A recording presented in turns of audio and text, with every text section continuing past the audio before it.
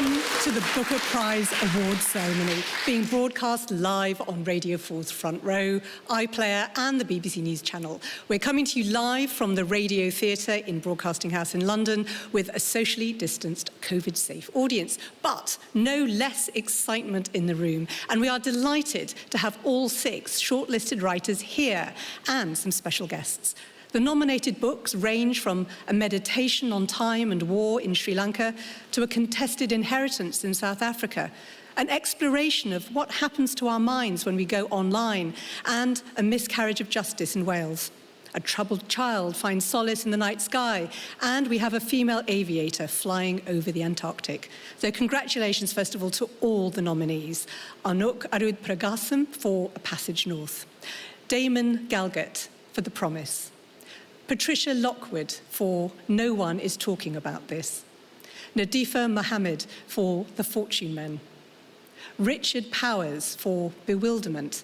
And Maggie Shipstead for Great Circle.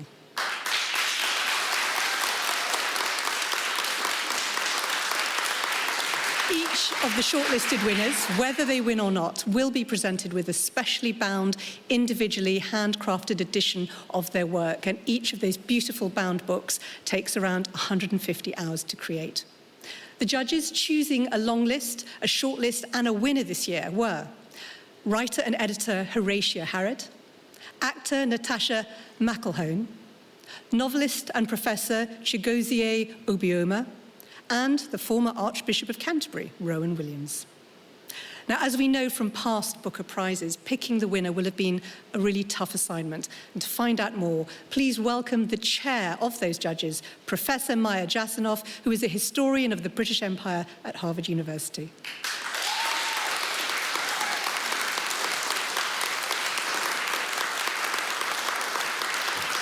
Hi, Maya.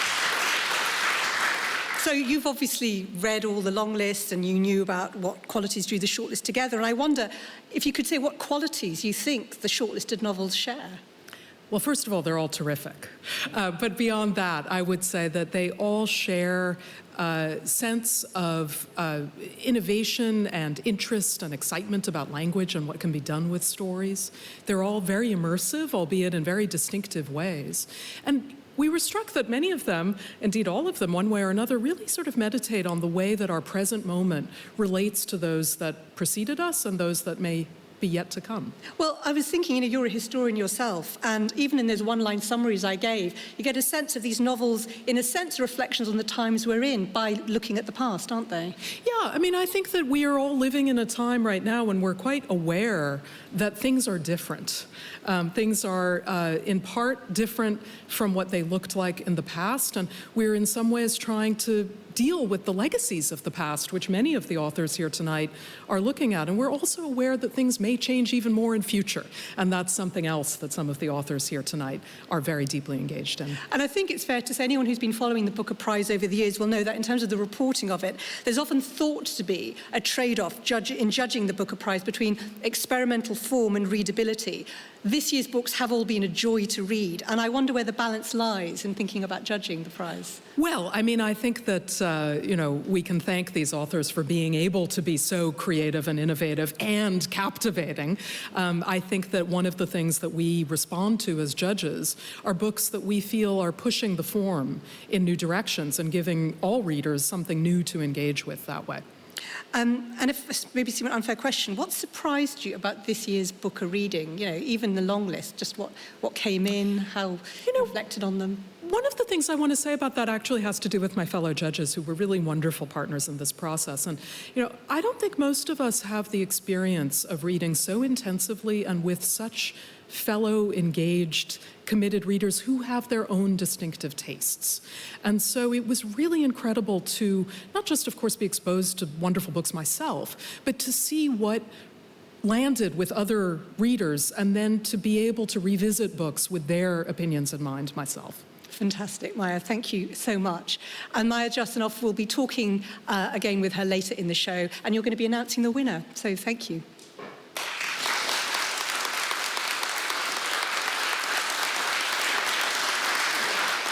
Now, throughout this evening, we'll be hearing from the shortlisted authors in their own words, followed by specially recorded readings directed by graduates of the BBC's new creative scheme, and they made beautiful films. And we're going to hear two of those now, starting with Anuk Arudpragasam. A Passage North is set in the years after the end of the civil war in Sri Lanka in 2014, 2015.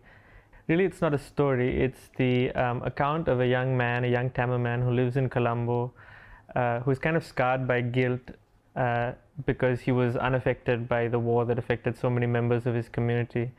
And really the story is just this young man, Krishan, taking a train to the northeast where he goes to attend the funeral of a woman who was at one point his grandmother's carer.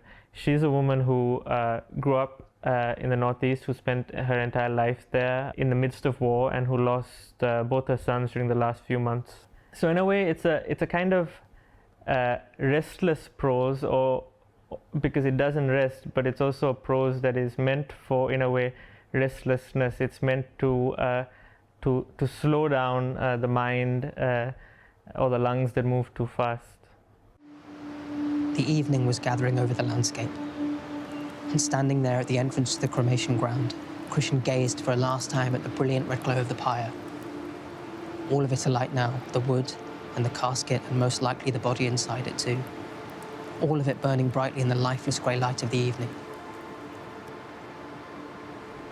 It would take several more hours for the burning to be complete, he knew.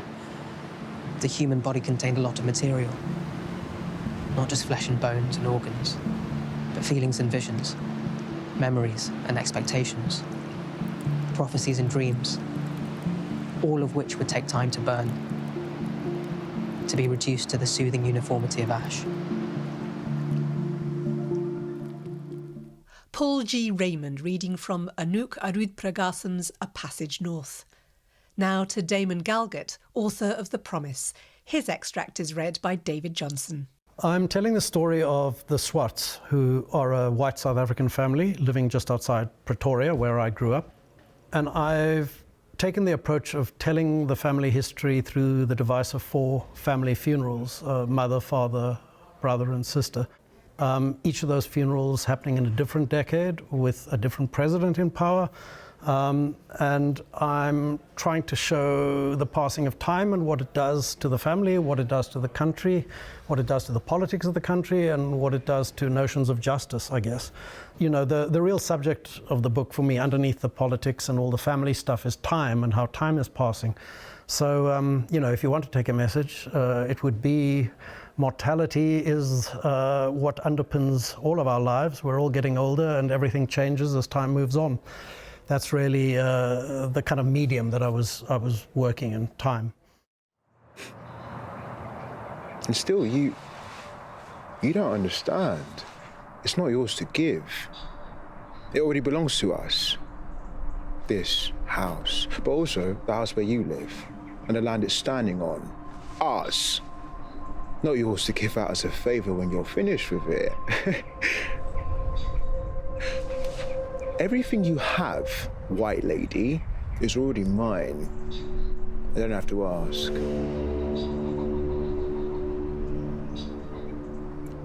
White lady? She looks steadily at him while he quivers.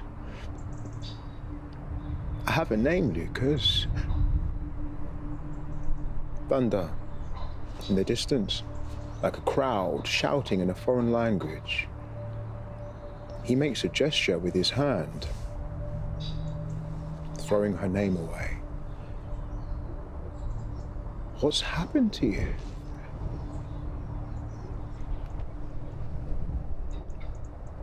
I woke up.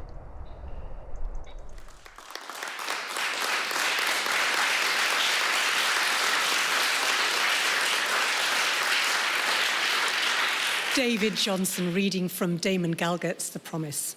Now, Her Royal Highness, the Duchess of Cornwall, has been a public supporter of the Booker Prize since 2013 and has presented the award many times. In 2019, she invited the joint winners, Margaret Atwood and Bernardine Evaristo, for tea at Clarence House. And it's been the turn of the latest winner, Douglas Stewart to join her by the fireside. And his visit was particularly special because the front row audience has been invited too, and we can listen in to their conversation, recorded before tonight's show about Douglas's year as a Booker winner and about his book, Shuggie Bain, the story of a mother and her young boy growing up in poverty in 1980s Glasgow.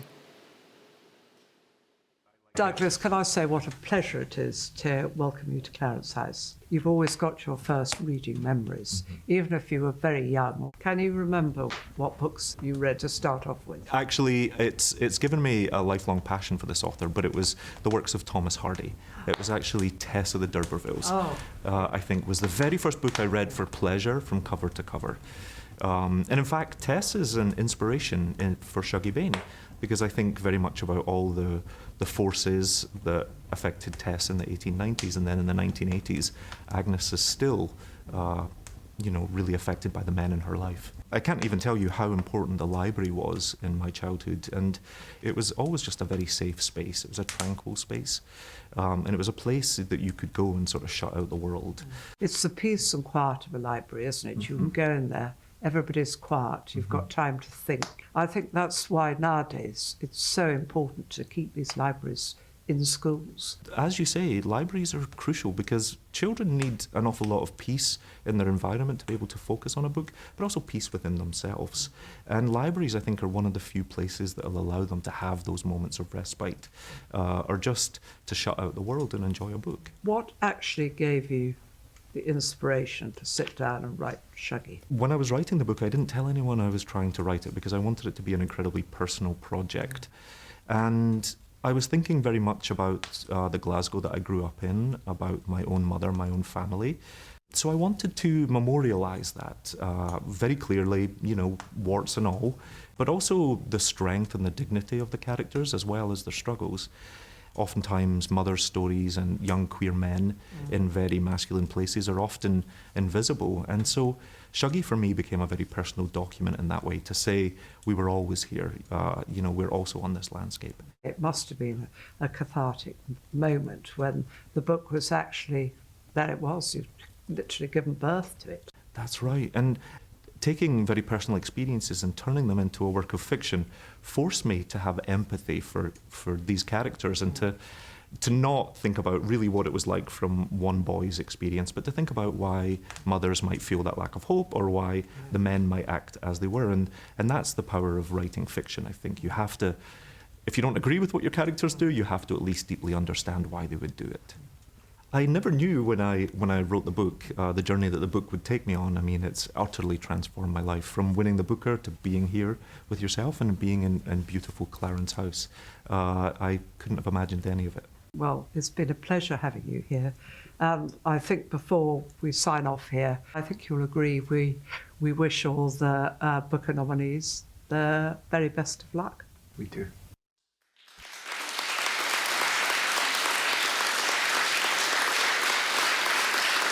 Her Royal Highness, the Duchess of Cornwall and Douglas Stewart, last year's Booker Prize winner. And Douglas is here with us, and we'll be hearing from him again later.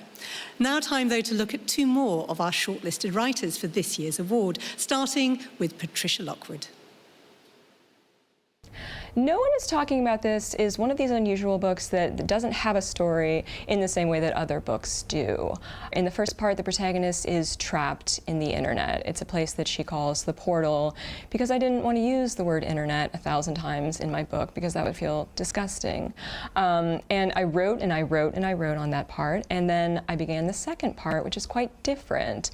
And I talk about that being a rupture into reality, where the protagonist is suddenly delivered into what she calls real life, into her own body again, and into interaction with a very special child, her niece. You know, we might already be at the point where the internet is inside our bodies. When you're holding your phone, it already feels like a part of you. It doesn't feel like something you can put down. So I don't know if it's actually useful to think about the future. I think that the future is here. I think that we're already living in it in terms of how the internet operates in our lives. Are you crying? Her husband asked, slinging his backpack into a chair. She stared at him blurrily. Of course she was crying. Why wasn't he crying? Hadn't he seen the video of a woman with a deformed bee for a pet, and the bee loved her, and then the bee died? Her teacup rose to her lips, tilted, floated away again. Raising her head from her spellbound reading a moment later, the cup was nowhere to be seen. Not on the side table, not spilled on the floor, or rolled between the unmade bed sheets. Its watercolour garden, shy-thatched cottage and rim of gilt were gone. She spent half an hour looking, increasingly spooked, for what hummed in her right hand was the feeling that she had put it somewhere inside the phone. Fiona Button reading from Patricia Lockwood's No One Is Talking About This. Now to Nadifa Mohamed. Her extract is read by Elmi Rashid Elmi. The Fortune Men is based on a real-life miscarriage of justice which happened in Cardiff in 1952. It's a fictionalised account, taking those real people as inspiration. And it's also a look at love, at how people deal with grief, and how people are undaunted in the face of power. Thankfully, the case file was open at the National Archives, so that was the base of my research. But then I also wanted to interview as many people as I could to bring to life what happened. So I met with people in London, in Cardiff, in Somaliland, anyone and everyone who could tell me more about what happened to Mahmoud Matan. The chief thing that probably worked against him was institutional racism. And I don't think that has changed as much as we would like in this country. And then globally as well, various forms of discrimination mean that the justice systems across the world are imperfect and often quite brutal towards the most marginalized people. Mahmoud stumbles over a loose cobblestone and corrects his balance self-consciously, looking left and right. He is paranoid that his steps look strange, flat-footed. His shoes are a size too big to allow room for the painful corns on his feet. You cannot look like prey here. You cannot show weakness, or your days are numbered like those of the Somali drunk the police beat to death last year. Mahmoud had learnt to do the black man's walk early on in Cardiff. To walk with his shoulders high, his elbows pointed out, his feet sliding slowly over the ground, his chin buried deep in his collar, and his hat low over his face, to give nothing away apart from his masculinity. A human silhouette in motion. He has perfected not being seen. He knows people call him the ghost. And it satisfies him.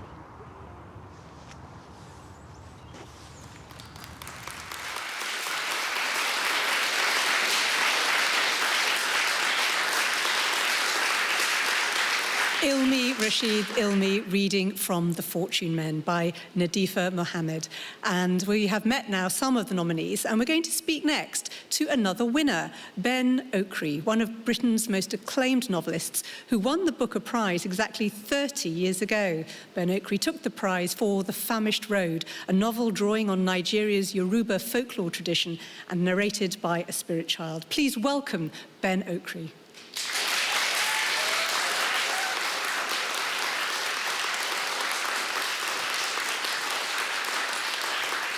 Ben, first of all, I can't believe it's been 30 years. I know, it seems to have gone past in a flash. A wonderful dream. And, well, speaking of dreams, you made a wonderful comment about The Famished Road. You once said the book was fed by the dreams of literature. How do you look back on winning the Booker Prize? I look back on it with great fondness, actually. I remember the years before, the length of time, the struggle, the effort to find a new voice, to tell a new kind of story. And then you write this book and you wonder if anyone's going to read it or if they'll cut you away to the madhouse because you've done something very strange and used a kind of a strange form. And then this happens and it changes your life. And of course, The Famished Road was one of a trilogy of novels. So I wonder how we would look back on the legacy of those novels, of the trilogy. I think, well, it's a kind of an immodest question for me to answer. You don't have to be modest. You won the Booker Prize. But I would say that it continually inspires. I keep meeting people for whom the books, the questions that they ask, the nature of the innovation, the way in which I constantly wrestle with reality and how you express reality. And the novel form itself, as was said earlier, there's the constant stretching of the form, which is, I think, one of the great responsibilities of the artists and writers in our time, is something I feel very passionately about and is embedded in those works. Well, clearly you have maintained this kind of long-term relationship looking at the prize, and I wonder how you think the prize and the books that are shortlisted have changed over the 30 years since you won it. Oh my goodness! I think they've changed a great deal. They've become more inclusive. The prize has become more open to richness of experimentation, voices across the world. There are more people of color, more women, open to gender possibilities, open to sexualities. It's become richer, it's become bolder. The questions around it are more intense. And each year you feel, as you can see with this year's shortlist, ask quite deep questions about the human condition and about the current state of the human spirit. You mentioned that, readers often talk to you about the impact your books have made on them, and I wonder how far you think readers may have changed over the past 30 years for these books. I think when writers change the nature of their art, I think readers change too. But I think the real change comes about with society, with the opening of voices, with especially young black readers across the world, America, Africa, readers in India, passionate about the novel, passionate about the prize itself, and passionate about the need to be included in the great dialogue that's taking place in our times. Now, I have to say, journalists, of which I am one, are always looking to label the book a prize and how far it captures the zeitgeist of what's going on in the world each year. And as a writer, writing your own book, I wonder how you feel about that. Well, I think every writer, I keep remembering something that Goethe said that haunts me. You take your fist, you thrust it into life, and what you pull out, that's your material. And I think every writer worth their salt or their gold, that's what they're doing. And there's no other way to really write, given the nature of the times in which we find ourselves. We're in an age of great contention, an age of environmental disasters. So many big issues are pressing upon us, and I think the writer has to be bolder and dig deeper. Now, you've taken themes that are recognisable from The Famished Road to your new children's book, and I'm fascinated in what made you take them to a children's book. Well, I'm fascinated by the question of deforestation, environmental catastrophe, and childhood. I'm deeply interested in childhood, but I'm more interested in the eternal childhood in us. And I wanted to write for the eternal child. That's why my new book, Every Leaf a Hallelujah, is a kind of environmental fable about deforestation and about courage. It's the young people that are the great consciences of our age. To our shame, we adults. They're the ones who are bringing about the change. They're the ones who are asking the awkward questions. And that's why I was inspired to write this story, to draw upon that deep African childhood voice and speak to the world in a new way. And right now, as COP26 is taking place in Glasgow, that feels so appropriate. Thank you so much, Ben OKRI. Real pleasure. Thank you.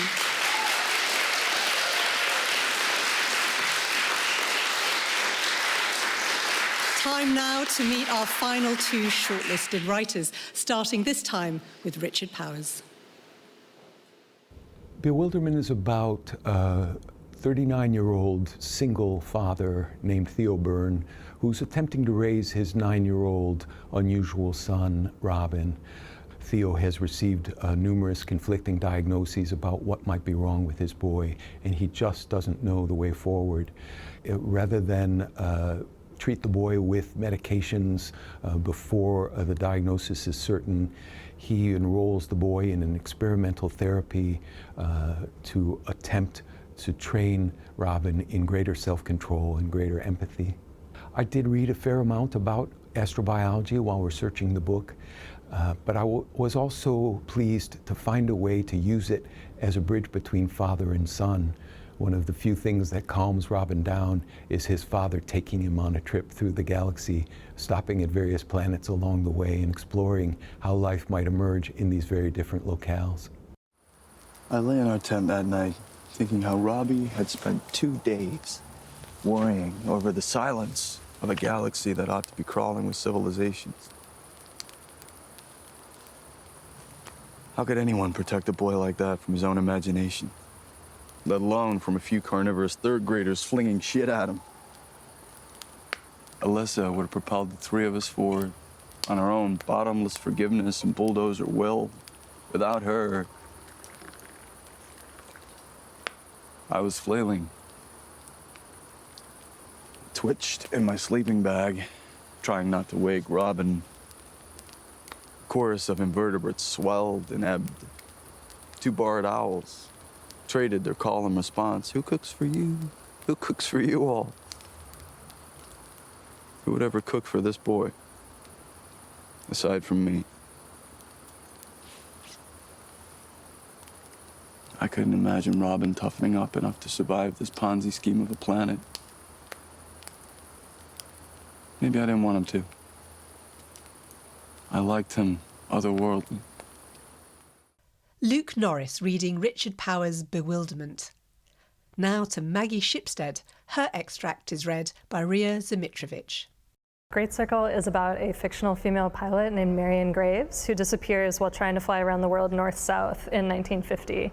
And it's also about a contemporary movie star named Hadley Baxter who's playing Marion in a movie about her life. And I think more than anything, Great Circle is concerned with scale, because an individual human life is both really big and really small. So how do you measure your life against the scale of the planet? How do you measure your life against all the other lives being lived? How do you measure your life against the scale of time? So I tried to come at that in different directions and through different characters and their experiences. My travel writing and my fiction, in this case, became really symbiotic because I found myself pitching travel stories to places I wanted to go to fill in background for the book, and then also it happened to go places that I would then put in the book. So it really gave me a sense of the geography that Marion was covering in her flight, and in some ways a sense of the scale of the world as a whole. The mountains are more rugged than any she's seen. This is real mountain flying. She should turn around, be on her way back to Montana, but gunning the engine, pulling her scarf up over her mouth and nose, she ascends 12,000 feet. Rock and blue ice loom up, hemming her in. Below, crevices fissure an ice field. In places, the snow has broken through and there is blackness underneath. The engine catches, sputters with disapproval. Too high, too cold. She circles and circles. The cold wind on her face feels as sharp and violent as glass shards. Her arms are so heavy she can barely work her feet on the rudder. No one will ever find her. No one will even know where to look. The blackness at the bottom of the crevice will swallow her. Snow will shroud her. But, on the other hand, then no one will know how foolish she'd been to come into these mountains. She will not give them her broken body.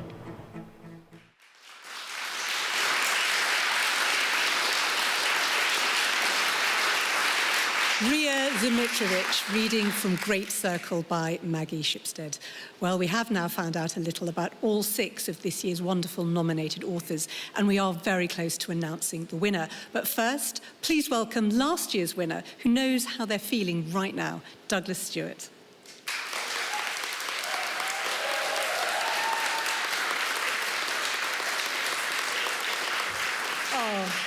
Douglas, it's so good to see you in real life. Can I ask, what was it like to win the Booker during that long lockdown and then afterwards? You know, and I hope you don't mind the analogy, but I felt it was a bit like being crowned Miss World, but not being able to carry out any of your duties.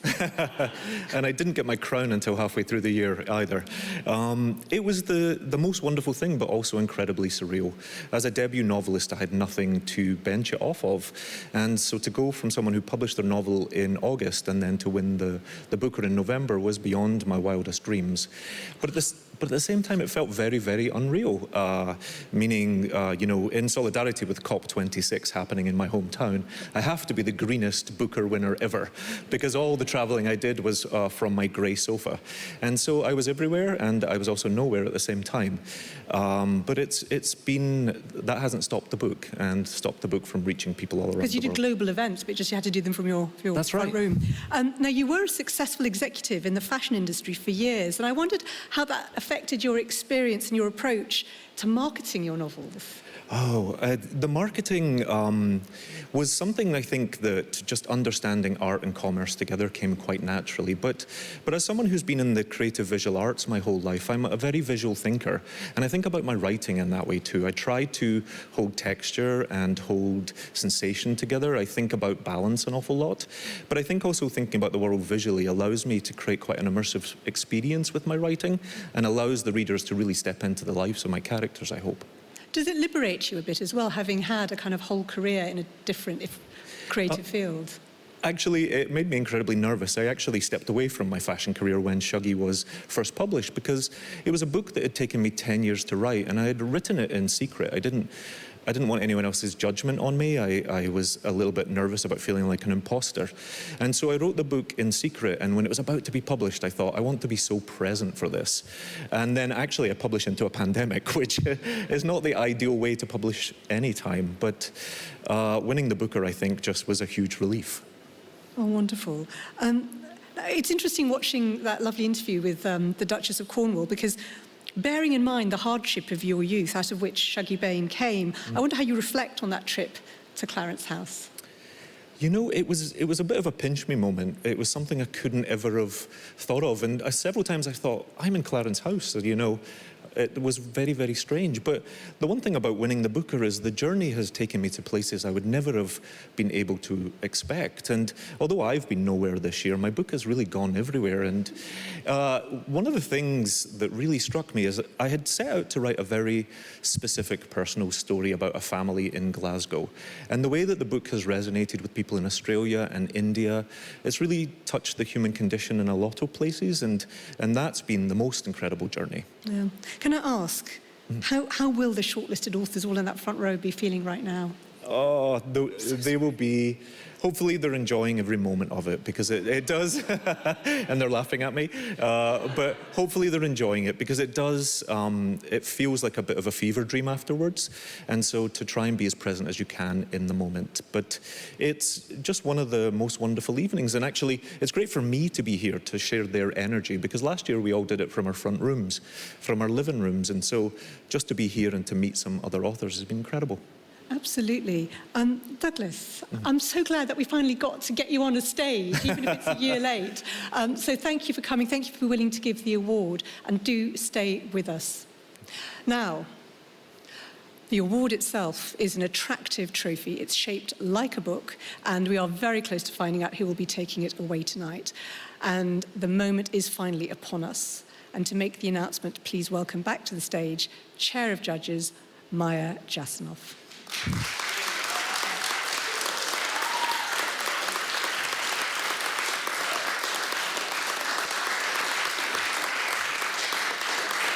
Now, I should say, you're not quite going to announce it yet, because we're going to ask a little bit, sorry, I'm really sorry to all the shortlisted writers, but just a little sense of how you got to this decision, because it must have been hard. Is it true that the panel rereads the whole shortlist? And I wonder what that experience is like, the judging panel. Absolutely. We read all of the books 3 times, all of us.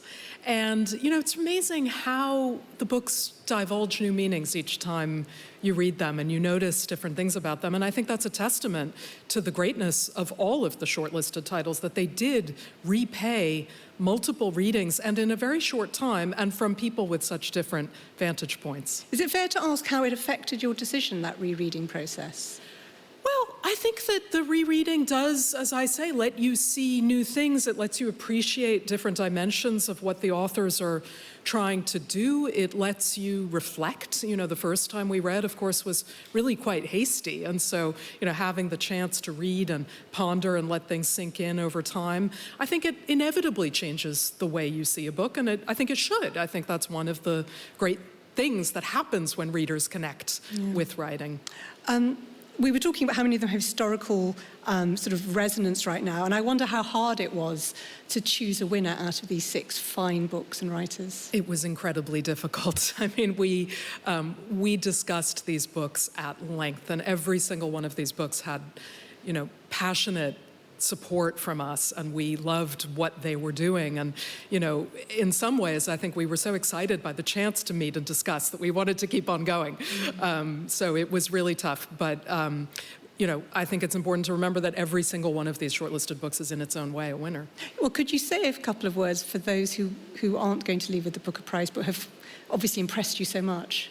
Yeah, I mean, you're gifted, you have incredible stories to tell, you tell them in amazing ways, and I hope you're going to keep on telling them, because I know I and all the judges and all the readers that I think have met you and your books in this process want to keep hearing from you. That's fantastic. Thank you so much. So I think it is over to you now to make the announcement. Well, as I mentioned, it was tough.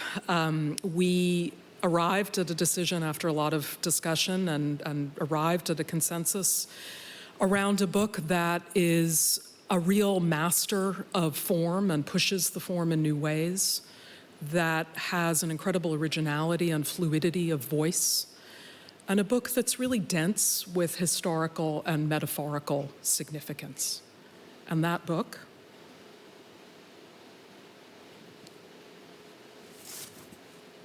is The Promise by Damon Galgut.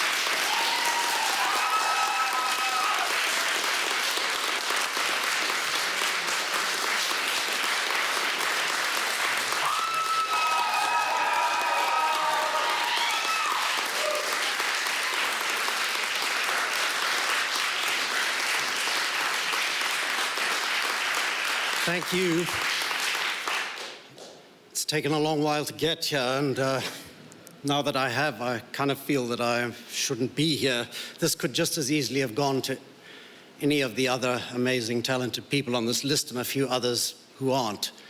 But seeing as the good fortune's fallen to me, let me say, this has been a great year for African writing, and I'd like to accept this on behalf of all the stories told and untold, the writers heard and unheard from the remarkable continent that I'm part of. Please keep listening to us. There's a lot more to come. I want to thank, I have a lot of wonderful publishers, but in particular tonight I'd love to thank Clara Farmer and her fabulous team at Chatto and Windus. Thanks to my agent, Caroline Wood at the Felicity Bryan Agency, to my ex-agent, Tony Peake, who looked after me for 40-odd years until recently retiring. It's safe to say I wouldn't be here tonight without all of you. And then last, but definitely not last, my thanks to the Booker judges and to everybody connected with this powerful prize. You know, it's changed my life, and please know that I am really profoundly, humbly grateful for this. Thank you. Thank you.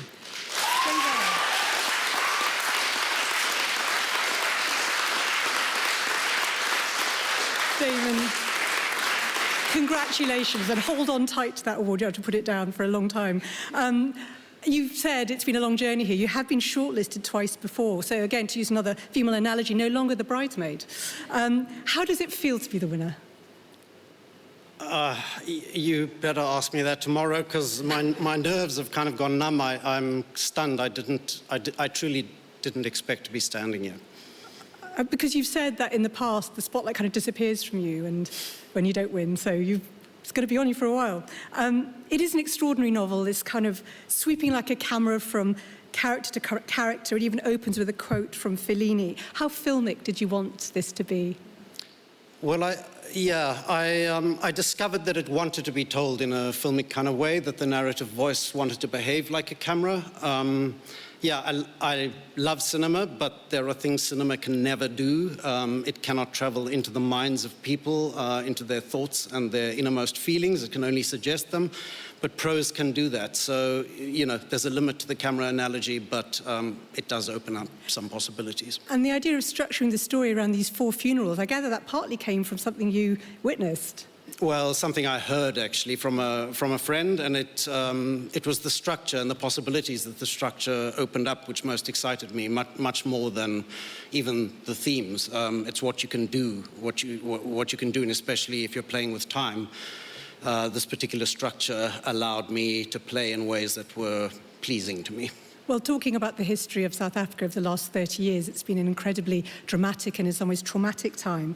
And I wondered, the woman at the heart of the book, Salome, is in many ways, the woman who's been promised the house. She doesn't have much of a voice in the novel, literally, but that was deliberate, wasn't it? Tell me why. It was a decision I took early on. I could have inhabited Salome's thoughts in the way I did with the other characters, but I thought I made her silence and her absence, if you like, even though she's present in the story, more powerful if I never went there. So I filled in the space around her, I guess. The point to be made really is that a woman like Salome, a rural, uneducated black woman, is somebody, even in the new South Africa, who still has no voice. And I wanted that to register as almost a physical fact. And we should say, how important is it that the book is also funny? It's important to me.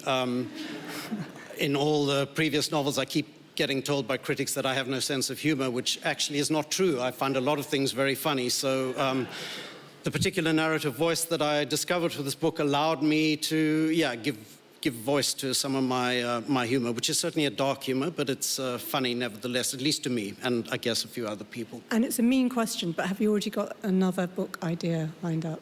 I'm working on a collection of short stories, and beyond that, not yet, but I have always been slow, and I don't think that's going to change. Well, you've got some time to have a think. Damon Galgut, thank you so much, and congratulations on winning the Booker Prize. Thank you. Thank you. Well, that is sadly it from the Booker Prize ceremony. Congratulations again, Damon Galgut, and to all the shortlisted writers for their outstanding books. It's been a pleasure to have you here and to read them. And on tomorrow night's Front Row on Radio 4, Alan Cumming on his new memoir, Sir Paul McCartney talks with extreme candour about the breakup of the Beatles, and we review a new film, Spencer, starring Kristen Stewart. Do join us all at 7:15. But from me, Samira Ahmed, the whole team here at the BBC Radio Theatre in London, including all the shortlisted writers and our winner and the judges, wishing you all a very good night.